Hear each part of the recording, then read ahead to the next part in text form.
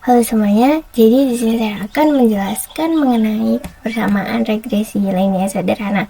Yang nantinya dari persamaan ini kita akan coba buat nih menggunakan bahasa Python.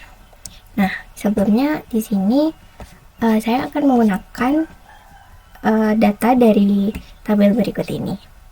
Nah, data ini sudah saya salin menjadi sebuah file spreadsheet seperti ini. Nah, yang nantinya akan di-download menjadi file CSV ya. Oke.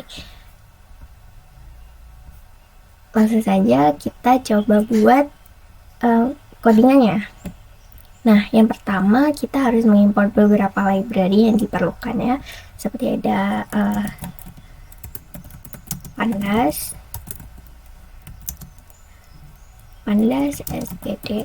Nah, selanjutnya ada import matplotlib plot splt. Nah, ini untuk grafiknya nanti, dan juga from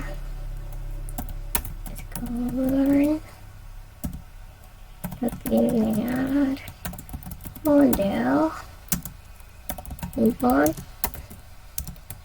linear regression. Kita coba kan sambil menunggu, kita langsung ambil data dari spreadsheet tadi. Nah, caranya gimana? Kita bikin variabel, misal data sama dengan pd dot kita mau baca file CSV. Selanjutnya nama filenya tadi saya kasih namanya file data.csv. Sekalian kita print. Nah, udah ya, data yang tampil di sini udah sama dengan yang ada di sini. Nah, selanjutnya kita buat variabelnya, variabel untuk perhitungannya. Nah, di sini kan kita perlu variabel x sama variabel y. Jadi kita coba saja untuk variabel x-nya sama dengan data kalori, sedangkan untuk variabel y-nya sama dengan data berat. Nah, ini kalorinya ini untuk variabel x dan beratnya untuk variabel y. Selanjutnya kita coba tampilkan grafiknya menggunakan library function dari library ini, matplotlib. Jadi kita mungkin panggil dengan plt dot kita masukkan x sama y. Selanjutnya kita tampilkan.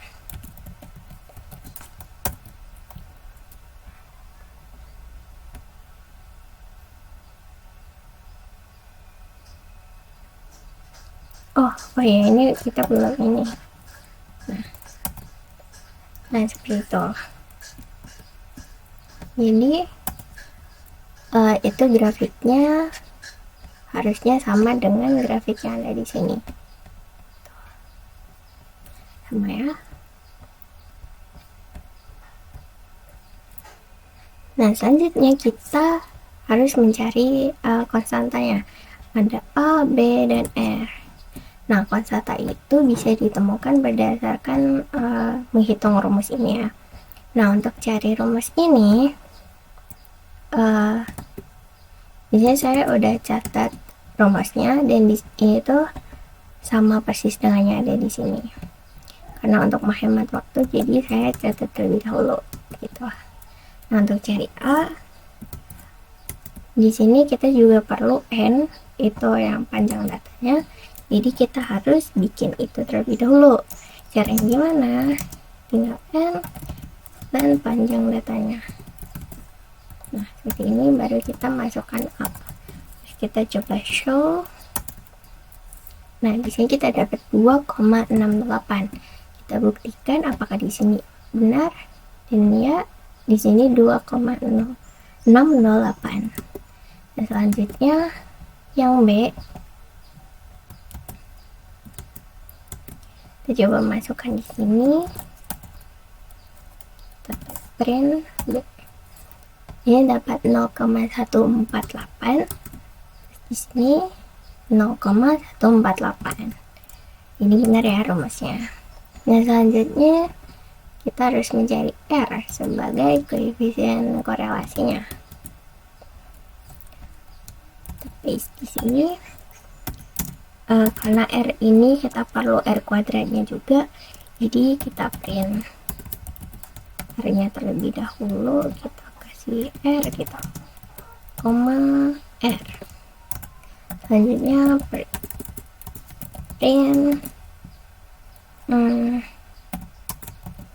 R kuadrat. Nah, berarti O R, 2.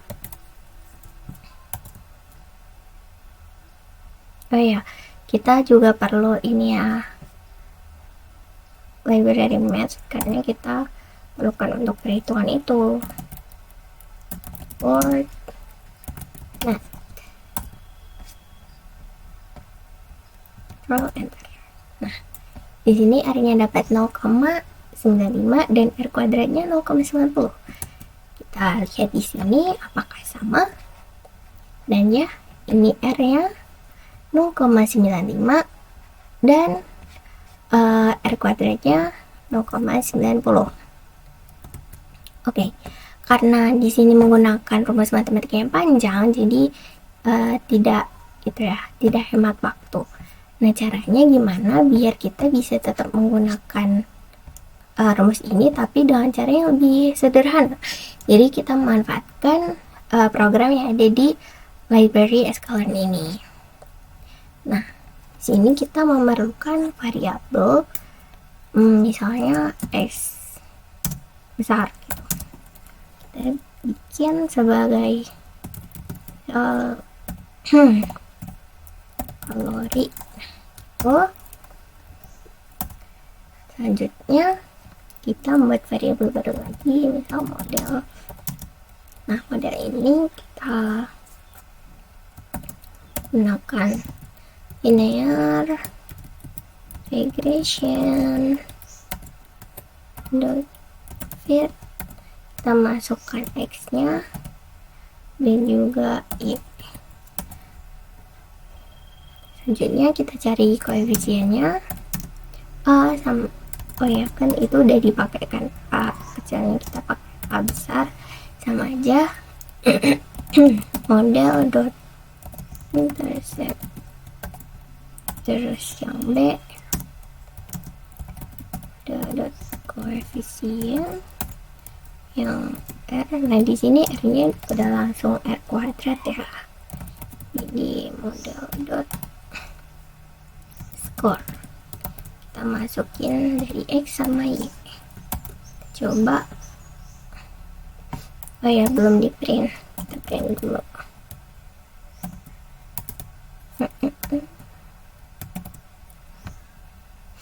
Ini A,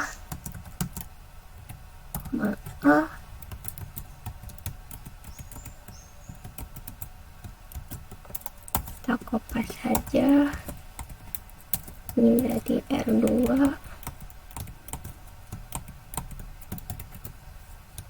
R2, ini B, ini B. Coba, nah di sini hanya dapat 2,68. Ini juga tadi sama 2,68. Terus B-nya 0,148. Ini juga sama. Dan R kuadratnya 0,90, ya sama. Nah, berarti sama aja kan, kita menggunakan function ini dan juga menggunakan perhitungan manual. Nah, selanjutnya kita coba nih melakukan prediksi.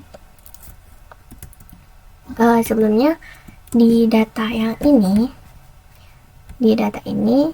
kan jika kita punya kalori sekian, maka berat badannya kira-kira sekian kan. Nah, tapi nggak semua orang kalorinya segini, jadi bisa aja ada yang 400 gitu. Kira-kira berat badannya berapa ya? Nah, jadi kita coba bikin programnya untuk melakukan perhitungan tersebut. Jadi yang harus dilakukan, kita harus punya variabel baru, misal jumlah kalori gitu. Jumlah kalori ini tipe datanya integer ya. Input kita masukkan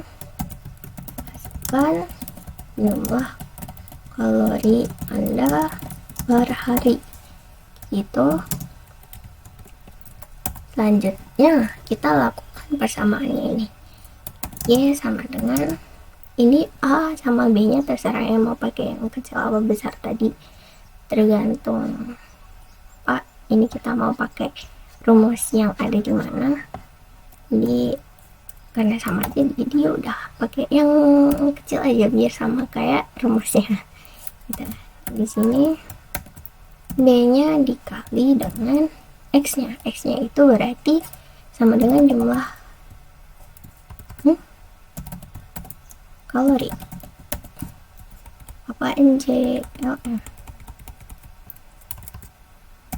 Jumlah kalori. Nah, nah selanjutnya kita print Y. Coba masukkan jumlah kalori Anda per hari. Kira-kira berapa ya? Misal 350 gitu. Nah, di sini perkiraannya sekitar 54,75. Apakah di sini ada 350? Tidak ada. Nah, ini kan ada 358, itu sekitar 56. Sedangkan tadi 350 sekitar 54. Ya, make sense lah ya. Mirip-mirip. Terus kita coba lagi, misal nyonteknya di sini. Ini 387 gitu. 387. Nah, ini dapatnya 60. Di sini juga 60. Jadi programnya sudah betul gitu. Oke teman-teman, jadi tadi saya kelupaan banget buat masukin cara untuk menghitung ini tabel bantuan ini. Nah, untuk menghitungnya kita hanya perlu melakukan kode ini. Nah, di sini ada looping untuk menampilkan dari X kuadrat, Y kuadrat, dan juga XY.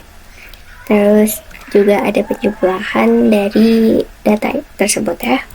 Jadi langsung kita run. Di sini kan hasilnya 4141 bla bla bla. Nah, hasilnya itu sama banget seperti yang ada di sini. Nah, kenapa tabel ini diperlukan?